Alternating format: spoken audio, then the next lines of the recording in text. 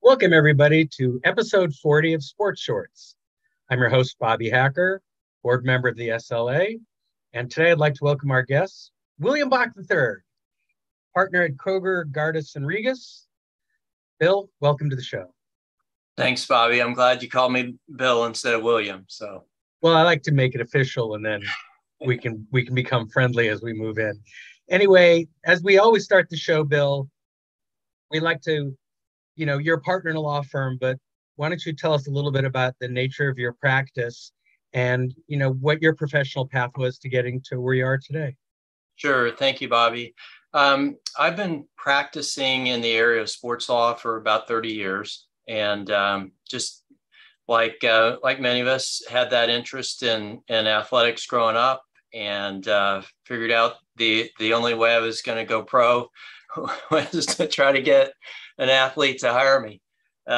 So I started pretty low on the totem pole and did a lot of pro bono work for a number of years. But I kind of found a niche in athlete eligibility issues, and this and as it would turn out, I was in Indianapolis, and back in 25 years ago, we had five sport national governing bodies here in Indianapolis, and we have a couple at present, including USATF track and field, and so it tended to get a lot of cases involving athletes from those sports, and some of them had to do with anti-doping issues. And also back in the day, there was a International Olympic Committee accredited anti-doping laboratory in Indianapolis. So kind of cut my teeth on some early meetings there with a scientist named Dr. Larry Bowers, who ran the lab.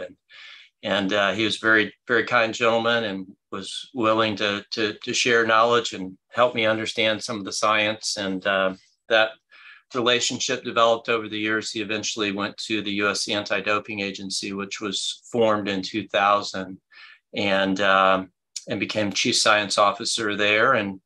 And through a variety of circumstances, I participated on some of the meetings that the U.S. Olympic Committee had when they were considering outsourcing or forming an independent anti-doping agency, which became USADA. And soon after USADA was formed, Terry Madden's first CEO asked me if I would, instead of representing athletes, if I would handle the prosecution of cases. And fairness and a level playing field always made a lot of sense to me, as it does to all of us, I think, on all sides of these questions. And so I agreed to do that. And then in 2007, when Travis Tigert, who is USADA's current CEO, was making the move from being general counsel, the chief lawyer at USADA, to being CEO, he asked me if I would be general counsel. And so I did that from 2007 to 2020. And so still do a lot of work, some work for USADA, but work in the anti-doping area. I'm on an international panel. I'm on an NCAA panel, the NCAA Division I Committee on Infractions. And have recently been an expert witness in a case involving eligibility issues of a different kind, I think, that we may talk about today. I think we will talk about that. So one of the things that I think we should talk a little bit about, because I think there's so much clutter around the concept of athletic or athletes eligibility, is sort of looking at it in a more technical way. And I like to think of it as science versus policy, or maybe science and policy. Sure. And it's particularly true in recently, and one of the things we tweeted out we wanted to talk about, because it's the obviously the issues of fairness and the balancing act that you do with drug testing and whatnot in athletes. I think there's a similar, an analogous discussion that's becoming more current in dealing with the issue of transgender athletes. Right. And I'd like to touch on that a little bit, because my sense is people don't really break down the issue, I don't know, correctly, but they're looking at it a lot of policy, but it seems to me that there's a whole lot more science involved in this issue of eligibility of transgender athletes. Yeah, and it's largely, I think, a scientific issue, because when you look at anti-doping, it's about the effect of substances on biology, on the human body, and how those substances can increase capacity for performance enhancement, give an advantage, perhaps have safety ramifications. And those same questions are implicated when you look at the biology questions that are involved in transgender eligibility issues. So, the epitome of a performance enhancing drug is testosterone, the principal male hormone that we're all familiar with. And much of our athletic ability, our muscle structure, the way our cardiovascular system operates is mediated by testosterone, and so testosterone yields tremendous male performance advantage. And so when you're talking about somebody that has male biology at birth, despite their declaring that they're a transgender female, that doesn't automatically change their biology. So now you're talking about questions about the impact on sport of that biology. And that's what eligibility rules related to transgender participation or eligibility try to address. And in that regard, talking about the biology, I assume that there's a similar testing protocol that you would give to athletes for performance enhancing drugs, or is it a whole different set of testing protocols? Well, so what we look for on the performance enhancing drug side and trying to keep a level playing field is that we have two categories. We have male and female, and within those categories, any degree of performance enhancement whatsoever, any increase in performance is considered to be too much because the margins in elite competitive sport can be very, very narrow. You're looking at ties sometimes for Olympic gold medals. You're looking at 1/100th of a second difference between first and second, or being on the podium or not. And so then if you carry that analogy over to transgender participation, it's appropriate to look at if one has been born biologically male, having male chromosomes and reproductive biology, what does that mean in terms of performance enhancement? And it's much more than a minimal impact. And so that is why many people take the position that if you have male biology, you cannot participate in the female category of sport. And for instance, international rugby has that rule. That's where they've come out. More recently, international swimming, the federation, FINA, has adopted a policy that basically says that if you go through any part of male puberty, then you can't participate in elite sport in that category. And the reason for those sorts of rules is the dramatic impact of male biology on sport performance. So obviously in the recent NC2A swimming and diving championships, there was an issue around a transgender athlete competing as a woman, a born male transgender woman competing in the women's championships. Right. Will those FINA rules slip into the NCAA, or the NCAA holding onto whatever standard they had that allowed her to compete in the women's championships?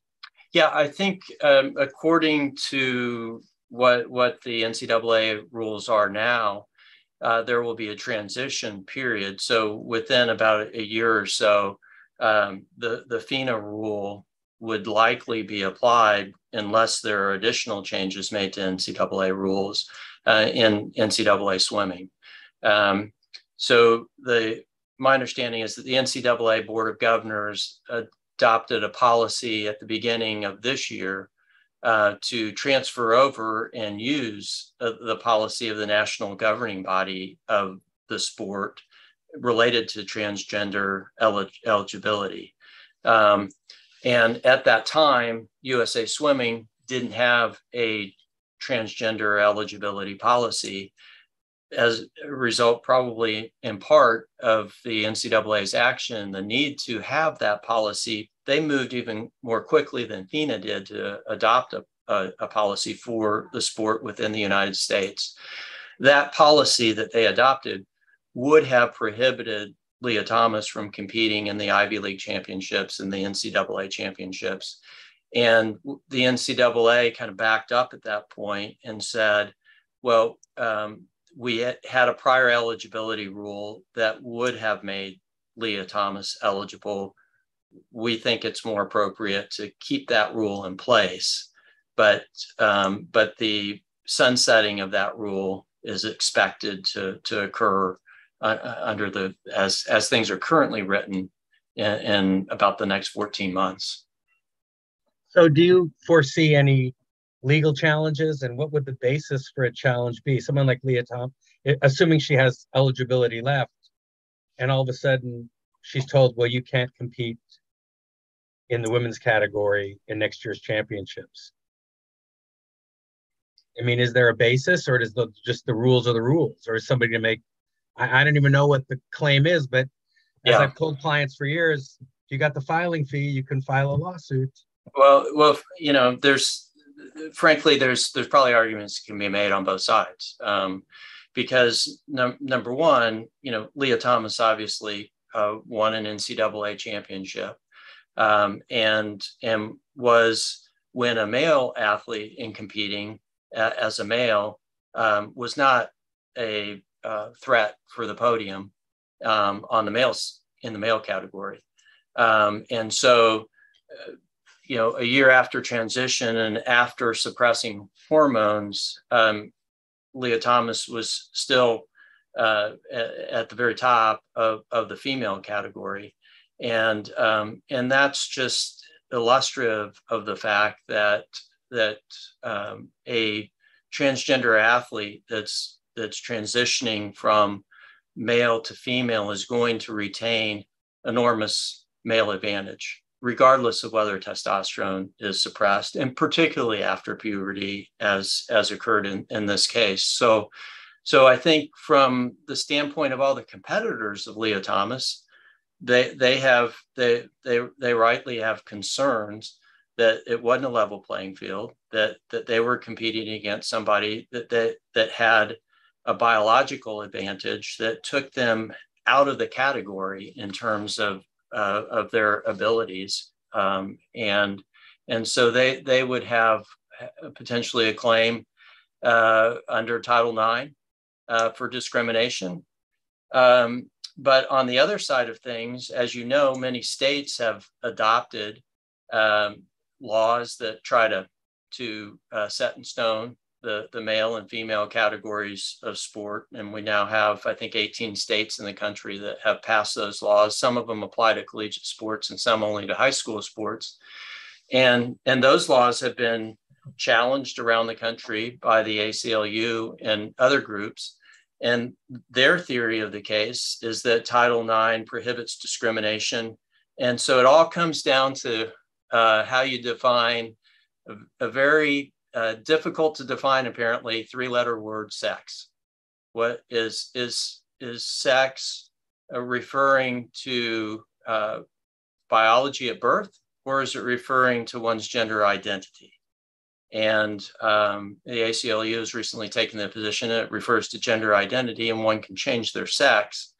And if you take that view of the term sex in Title IX, then a transgender athlete has a legal claim. So So that's what's in the courts right now, and that's what the courts are going to be deciding over the next couple of years. There are a lot of these challenges around the country. Yeah, well, it's interesting because I know we've spent through the SLA, we spent this last year really celebrating the 50th anniversary of Title IX. And that raises a particularly interesting question as to, as lawyers, you go back and you say, okay, let's look at the history of the case and the legislation and everything. I don't think transgender issues were on anybody's mind in 1972 when they were passing a law to try to give rights to women in collegiate sports or in sports generally. So now we're 50 years down the road and we're looking at a law that, as you said, has that word, 1 3-letter word. And what are we going to do with that? So it seems to me that there's potentially a lot of litigation going on from a lot of perspectives, and using Title IX as sort of your club. Title IX and the Equal Protection Clause, obviously. Right. Yeah, those are the two basic legal theories that will decide the outcome of these cases. And I 100% agree with you, Bobby, that there was much less focus, if any, in 1972 upon transgender athletes and participation. But what was clear under Title IX was that sex-separated teams were permissible, and meaning male and female teams were permissible. And this is one of the only areas of the law where separate but equal is acceptable. And it's because the female category of competition has been created to protect females because of the recognition of the biological differences between males and females. Now, a lot of people probably don't know, but every female track and field world record gets broken or beaten or exceeded every year by 14 to 15-year-old teenagers, boys in the United States. Every track and field record gets beaten by the boys. And that's just one example of this enormous performance gulf between male and female biology. And so that you look at, some aspects of sport, things that we do in sport, whether it's throwing or other things that require upper body strength, the male advantage on average can be 50%.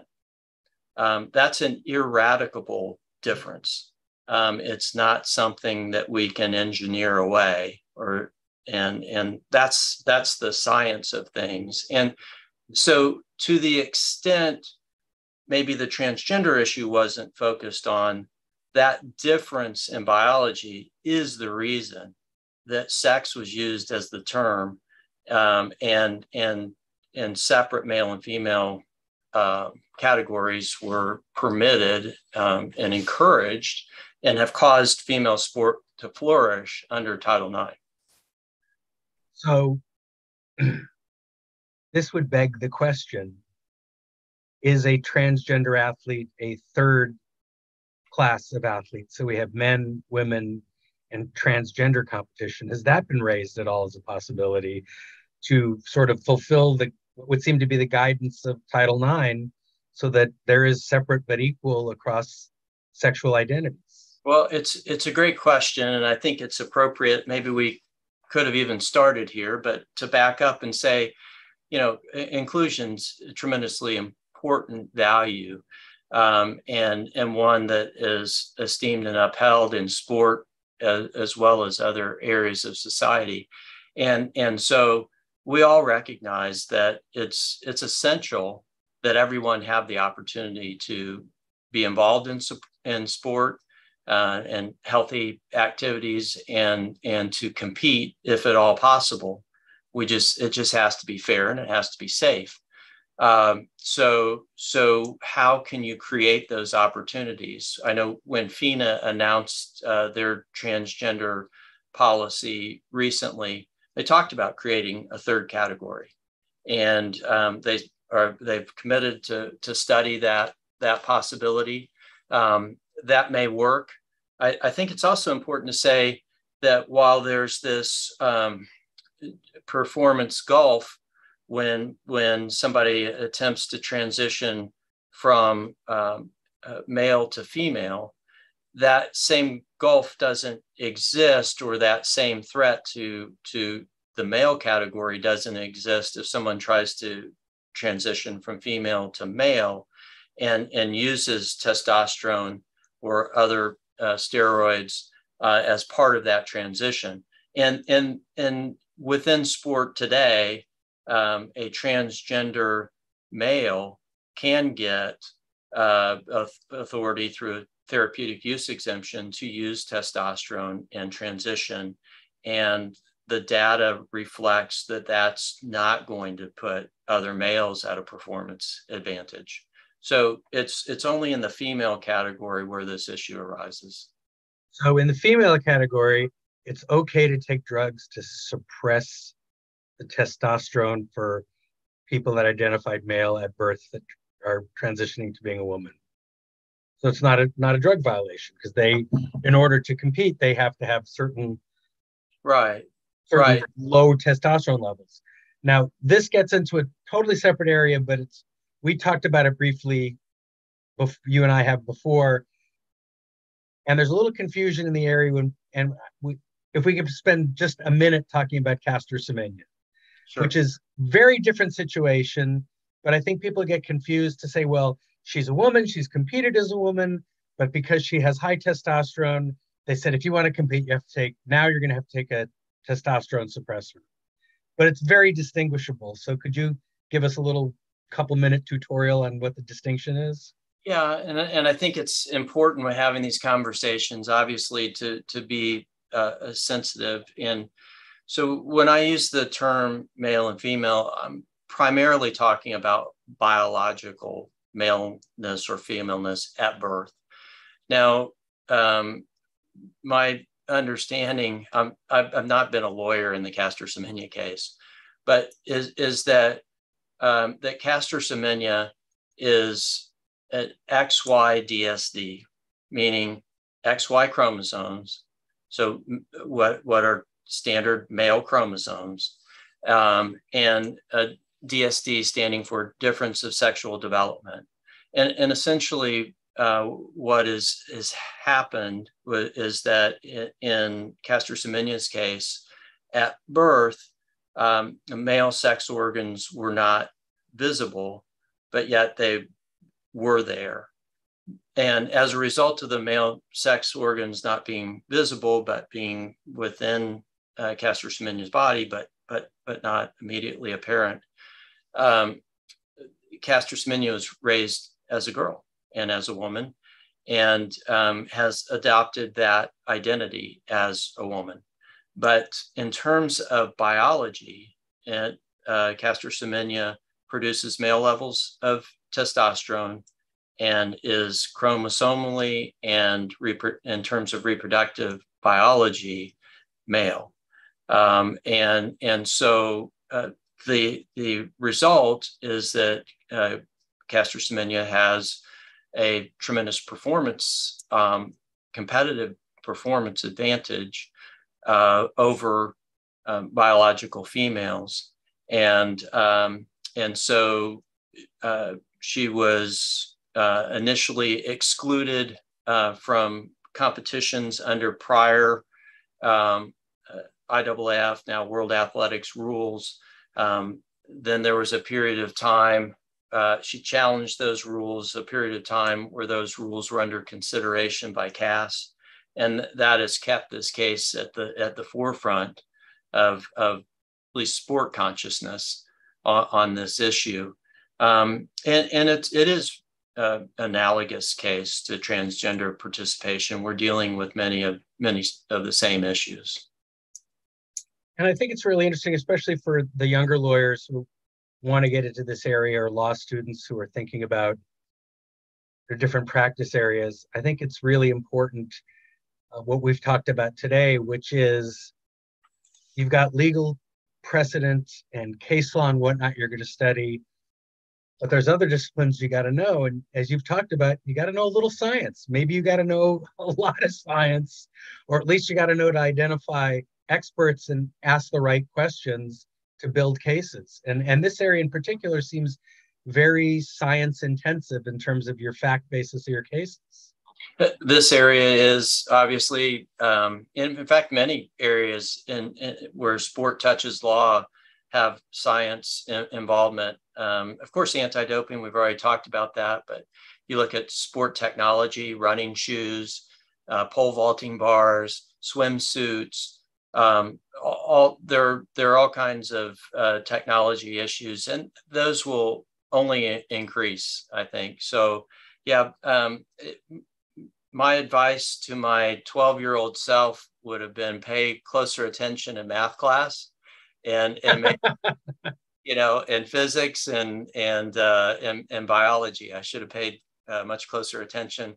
I actually thought by becoming a lawyer, I was escaping particularly the math part of things. And but there is hope. And that hope is in retaining a very good and qualified experts that can tell you what you should have learned when you were in school and refresh your recollection. Well, I think that's really important generally in sports law, since it's not a discrete discipline and it grabs onto so many areas of law, so many other disciplines. I think in the area in which you've, primarily been working and we've talked about today, there's a lot of understanding the basic science and the arguments, because, when you were, the drug cases you did, you're dealing with how many nanograms and what's a nanogram and those kinds of details to determine what are the standards and who sets the standards, and accepting that, these are the rules. And if you come a test above this level, you're going to be ineligible to participate. That and whether even the substance that the science or the test says was detected was in fact the substance that was detected. But yeah, that's absolutely right. Or questions about maybe not just in an anti-doping case, but in trying to advise an anti-doping organization about what should be on the prohibited list. Understanding the impact of a substance on the body is really important, and that also plays into the sanction side of a case as well. And if a substance is not typically used for performance enhancing purposes and it's on the prohibited list, that might justify a lower sanction. So the science issues are always there, and one of my favorite books is by a guy named David Epstein, who you probably know, used to write for Sports Illustrated. And he wrote a book not too long ago called Range. And it's really good for lawyers because we're kind of generalists. And it'll make any generalist feel good, because it's range, how generalists succeed in a specialized world. And he gives you so many examples where there's breakthroughs because having the ability to deal with things on a general level can sometimes prevent you from getting overly narrow and so focused on your area of specialty that you don't see the broader picture. So hopefully that's something that lawyers can bring to any problem. Well, it sounds like my long held belief about no blinders. Just got to keep your head on a swivel, because whether it's a case, a theory, or an opportunity, you might miss out on if you're so focused. And I think, you have to understand that it's a bigger world.